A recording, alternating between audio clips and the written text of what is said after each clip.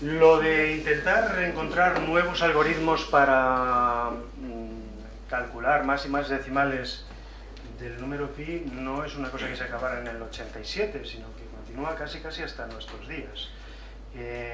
Estos tres matemáticos canadienses, creo que son, por lo menos el del centro es canadiense, en 1997 consiguieron una nueva serie, una nueva fórmula para aproximar de manera también muy rápida el número pi. Consiguieron esta fórmula. Y además es una fórmula cuya justificación, esto es lo mismo que antes, lo que pasa es que no sé por qué razón, en lo de antes ponía n y en este he puesto i, pero la i es como lo de la n de antes. O sea, exactamente igual que antes.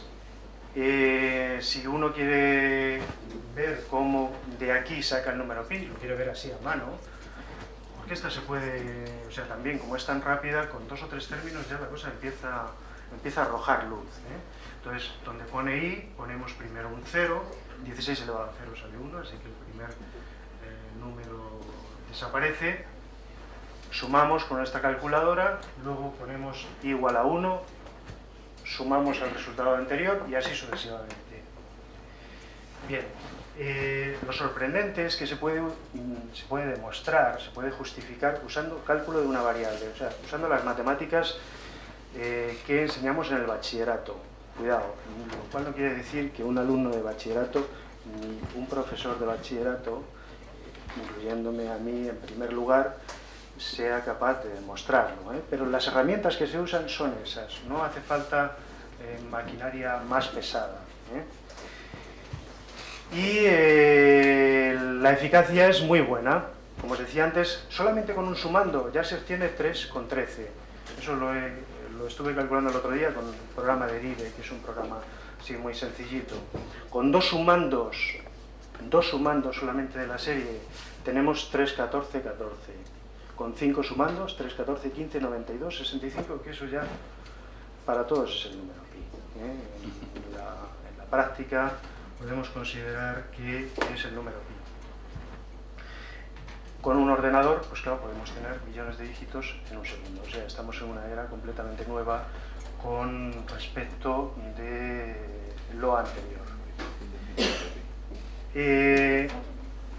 Todo lo anterior son intentos de aproximar o de calcular el número pi, geométricos, con cálculo diferencial, con cálculo numérico, pero son intentos, por decirlo de alguna forma, deterministas. Vamos directamente a calcular el número con una herramienta que sabemos que incluso podemos medir fácilmente la velocidad de convergencia, la velocidad con la que nos acercamos a ese número. Sin embargo, a lo largo de la historia también ha habido otros intentos, pues, como mínimo curiosos y muy originales. Uno de ellos se debe al conde Buffon, en 1777, que planteó el siguiente problema. Dice, supongamos que tiramos una aguja sobre un papel rayado con paralelas separadas a la misma longitud. Queremos saber cuál es la probabilidad de que la aguja toque una de las líneas. O sea, esa es. Cogemos un papel rayado, empezamos a tirar una aguja.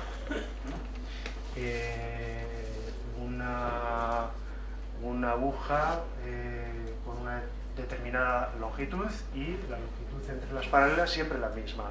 No tienen por qué coincidir esas dos longitudes, aunque un caso particular del problema sería ese, el más sencillo posiblemente de resolver. Bien, pues la solución de ese problema, sorprendentemente, tiene que ver con el número pi. Suponiendo que L es la longitud de la aguja y D la distancia entre las líneas, la probabilidad de que la aguja toque la línea, pues es una fórmula en la que aparece el número pi, que en principio no tenía mucho que ver con esto del azar, ¿no? Porque lo de dibujar una circunferencia y su diámetro no es una cuestión de suerte, mejor o peor suerte. Si dibujas la circunferencia, ya sabes cuál va a ser el diámetro, no tiene nada que ver con el azar. Sin embargo, aquí aparece el número. En el caso particular en el que L y D sean iguales, aparece 2 partido por pi. ¿Para qué sirve esto? Bueno, pues si esa es la probabilidad, Esto lo puedo utilizar en principio para calcular el número pi. Cojo el papel, cojo la aguja, cojo a dos de mis alumnos, uno con la aguja y otro con un boli que vaya apuntando, ¿no? Y un tercero con una calculadora. Por eso hay que se repartan el trabajo, ¿no?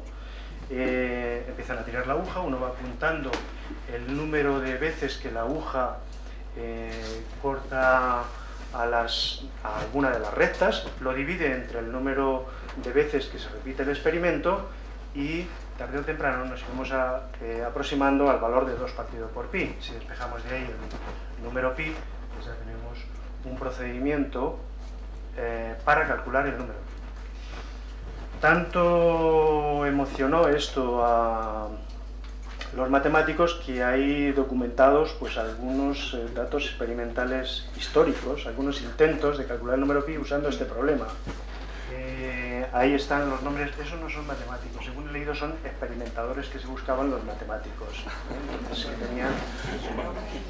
Bien, pues 1850, ahí Carl Wolf tira la aguja 5000 veces, toma nota, divide y le sale que el número pi es aproximadamente 315.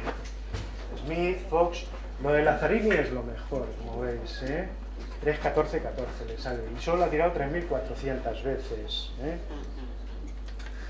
Hoy en día sabemos que para un error menor que 2 por 10 elevado a menos 7, que es el que comete Lazzarini, el número de lanzamientos debería haber sido del orden de esa cantidad de veces. Suponiendo que cada vez que tiras la aguja tardas 5 segundos, la tiras, anotas, etcétera, pues habría que estar todos esos años, o tener muy buena suerte. O sea que, en fin, no solamente Lazzarini, sino todos los demás. Esos intentos en aquella época, pues, en fin, eran trampas, ni más ni menos. A mí lo de Lazzarini siempre me suena el nombre de un mago, pero yo no sé si igual alguien... No, el gran Lazzarini puede ser... Ya, sí, pero vamos, alguno de ahí del mismo tipo. Bien, otra técnica probabilística, eso por supuesto de antes, hoy en día ya se hace con el ordenador. En internet, no sé si tendré tiempo ahora al final, os voy a enseñar un programita que eso de tirar la aguja lo hace automáticamente, y he encontrado en varios sitios. O sea, que buscas problema de bufón y tienes ahí la maquinita que le das, va tirando la aguja, además dibuja la aguja al caer, ¿no? Y va aproximándose al número. Esto es otro procedimiento, lo que se llama método de Monte Carlo, que tiene que ver con juegos de azar, pues el Monte Carlo es el mejor nombre seguramente.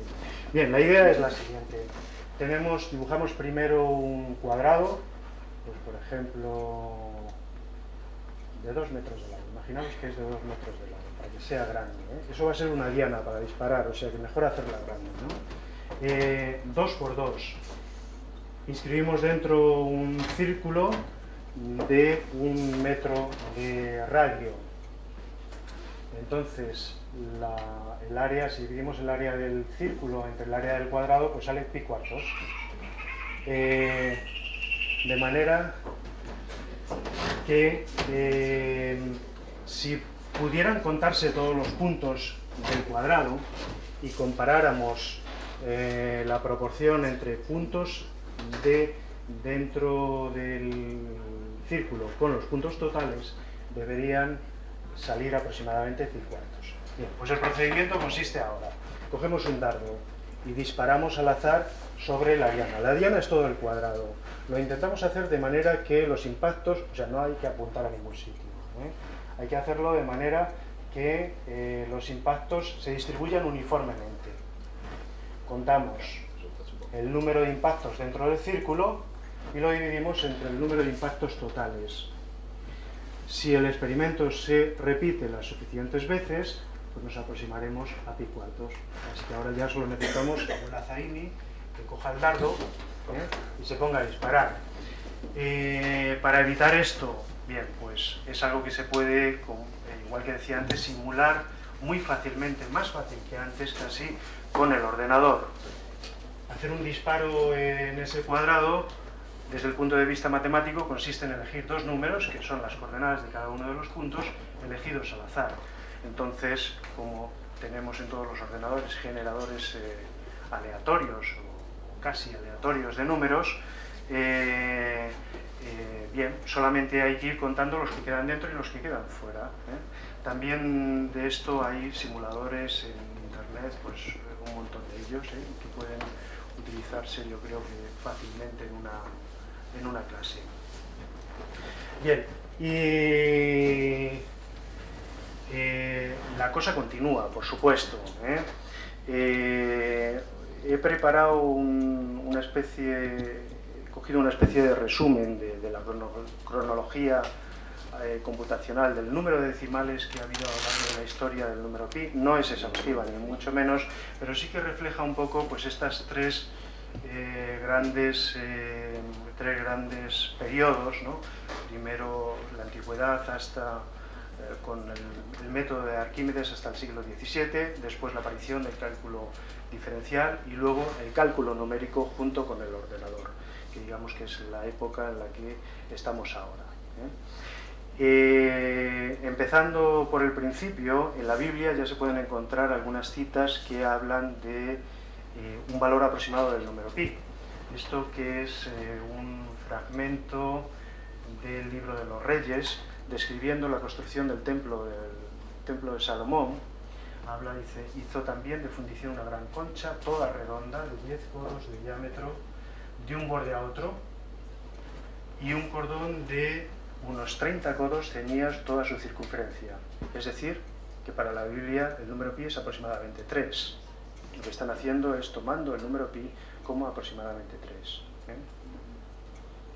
Esa es otra cita con la misma idea, también del libro de Paralipomenón en el Antiguo Testamento, y que también habla de una pila que tiene de borde a borde 10 codos, eso de redonda perfectamente, a mí me encanta, y un cordoncillo de 30 codos que abarca su circunferencia, su perímetro. También estamos hablando de que están tomando el número pi como aproximadamente 3. Esto, bueno, pues aunque no se puede fechar exactamente, pero estos textos se supone que están escritos por primera vez hacia el 500-550 a.C., o sea que en esa época pues funcionaban con el número 3.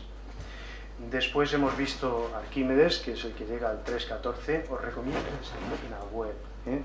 Esa página web del Instituto, lo mismo hay alguien aquí, del Instituto de los Cantos de Bullas, de Murcia. Viene un montón de información muy exhaustiva, muy seria de Arquímedes, de su vida, de su obra, etc. Aparte de los libros, pero esa es una de las que a mí me ha parecido más interesante. Siguiendo con los procedimientos que decíamos de antes, el matemático árabe Al-Kasi pues llega a calcular 14 decimales en 1429, 14 decimales exactos estamos hablando. Van Seulen 35 decimales en 1610, Sanks 707, 525 correctos, o sea que metió la pata. Esto es una cosa muy curiosa porque en París, el Palacio del Descubrimiento, en la cúpula, pusieron inicialmente los 707 decimales que había descubierto Sanks. Pero claro, luego se dieron cuenta de que había unos cuantos que estaban mal y creo que ahora está corregido ya. O sea que si vais mirando a partir del 525 que esto está mal, pues no está mal. Y en la actualidad pues logramos calcular en cuestiones de décimas de segundo, pues billones de dígitos. Además de muchos decimales sabemos otras cosas del número pi. Conocemos muchas de las propiedades, como por ejemplo la irracionalidad. Esto es de una novela muy conocida. El Código Da Vinci. No es del Código Da Vinci. No es del Código Da Vinci. Anterior al Código. Pero también hay películas. ¿El nombre de la rosa? No, Tampoco. pero ya te vas acercando. El péndulo de Foucault. Eso es de la primera página del péndulo de Foucault. Ese número pi que es irracional para las mentes sublunares. Eso es el segundo párrafo del... es que en las dos primeras líneas dice, el péndulo describía... Claro, si pongo eso ya hubiera caído, ¿no? Pero ahí aparece el número pi, desde el principio. Bien, pues precisamente esa es una de las cosas que se conocen del número pi. Hoy día sabemos, desde 1761, que el número pi es irracional, es decir, que no se puede expresar como razón de dos números enteros. O lo que es equivalente, desde el punto de vista numérico, que la secuencia de decimales no solo es infinita, sino que nunca se repite, nunca tiene ningún tipo de regularidad, no se repite ni un decimal ni un grupo de decimales, que es lo que ocurriría en caso de ser racional. Ahí tenéis una referencia que luego veréis también en las notas de una demostración en 1947, como os decía antes, usando las matemáticas de bachillerato, es decir, usando cálculo de una variable. Se sabe también que pi no es un número algebraico. Un número algebraico es un número que aparece como solución de una ecuación, lo que llamamos una ecuación algebraica. Por ejemplo, las ecuaciones de segundo grado, las ecuaciones de tercer grado, eso son ecuaciones algebraicas. Ser irracional ya es una cosa grave para un número, ser algebraico es algo ya tremendo, ¿no? Porque ya se le llama trascendente. Cuando no es algebraico, eres además trascendente. Sabemos que los primeros 1000 millones de dígitos se distribuyen regularmente, es decir, que no hay ninguna... no aparece más el 2 que el 3, sino que están distribuidos de una manera regular y bastante uniforme. Incluso sabemos que esa secuencia, la 1, 2, 3, 4, 5, 6, 7, 8, 9, aparece por primera vez en ese dígito, Lo cual prueba, por si alguien tiene alguna duda, que entre los matemáticos hay gente ociosa. Esto es algo, o sea, realmente para estar ocioso, ¿no? Dedicarse a este tipo de cosas. Cosas que no sabemos. Pues, por ejemplo, sabemos lo que ocurre más o menos con los 1000 primeros millones de dígitos, pero no sabemos si al final la sucesión de decimales tiene infinitos doses o infinitos treses. Eso es algo que está sin determinar. No sabemos si pi más el número e, que es otro de los famosos, ese no va a aparecer en nuestro curso, va a aparecer pi, va a aparecer el número áureo, pero el número e ese ya será en otro curso. Este es 2,7 aproximadamente. No se sabe si pi más e es trascendente, es decir, de los no... ¿cómo era? De los no algebraicos que decíamos antes, ni siquiera se sabe si es irracional. El hecho de que los dos por separado sean irracionales no implica que la suma lo sea también. Y casi seguro que nunca jamás llegaremos a saber cuál es el dígito 10 elevado a 10.000 del número pi, Con lo cual, bueno, pues no sé a vosotros, pero a mí me llena de desasosiego, O sea, que nos vayamos a la tumba sin saber cuál es ese número,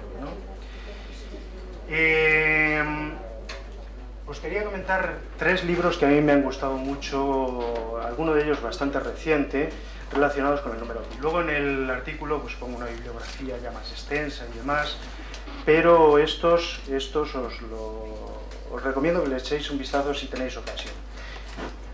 Aunque los he escaneado de esa forma, el tamaño engaña un poco, Los he traído, o sea que me los traeré algún día. Los debo tener en el coche. El más gordo es ese, Este de aquí, que es es una recopilación de información, de historias, de artículos clásicos, de artículos modernos referentes al número pi. Esa recopilación está hecha por matemáticos canadienses, alguno de ellos involucrado en una de las últimas fórmulas que hemos visto antes.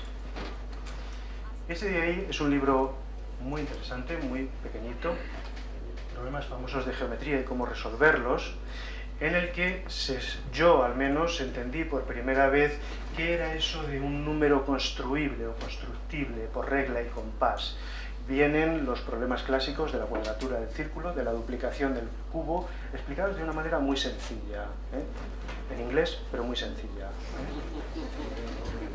Y este último libro, este es uno de reciente aparición, está editado en una editorial que se llama Editorial Urs.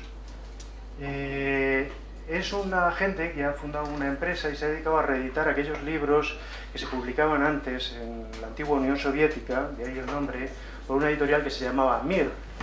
Entonces, han reeditado los clásicos y están produciendo algunos nuevos. Entonces han sacado uno que pretende ser como este de aquí, pero menos serio, el omnipresente en número pi. Entonces también cuenta un montón de las historias, muchas de las historias que aparecen ahí, pero de una manera, pues, no sé, más popular, más divulgativa, creo que más utilizable en el ámbito de la enseñanza, que es en el que nos movemos todos.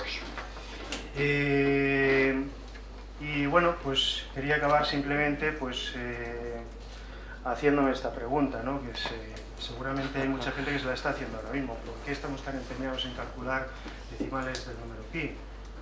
Claro, con 3,14, por lo menos en mis tiempos, llegábamos a la universidad,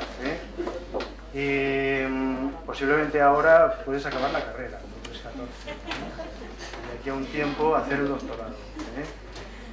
Pero bueno, más en serio, si uno coge 40 cifras decimales, tiene suficiente para calcular el perímetro de una circunferencia que abarque el universo conocido, y el error sería menor que el radio de un átomo de hidrógeno. O sea, ¿para qué necesitamos más, ¿no? Uno se pregunta, ¿por qué no nos conformamos, bueno, con 40, vale, pues vale, 50, a ver si os conformáis con 50, ¿no? Bueno, posibles razones. La primera de ellas es que actualmente el número pi, pues eso, es un campo de pruebas para medir la potencia de los ordenadores. Si uno quiere ver si su ordenador es bueno, pues intenta calcular muchos decimales del número pi. Si tarda poco es buen ordenador, y si se atasca o en el decimal 500 se equivoca, bueno, pues igual es que hay que cambiarlo.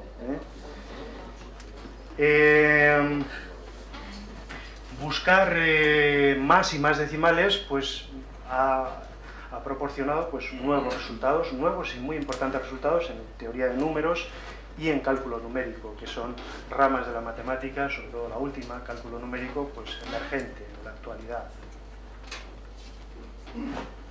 También puede servir para eso.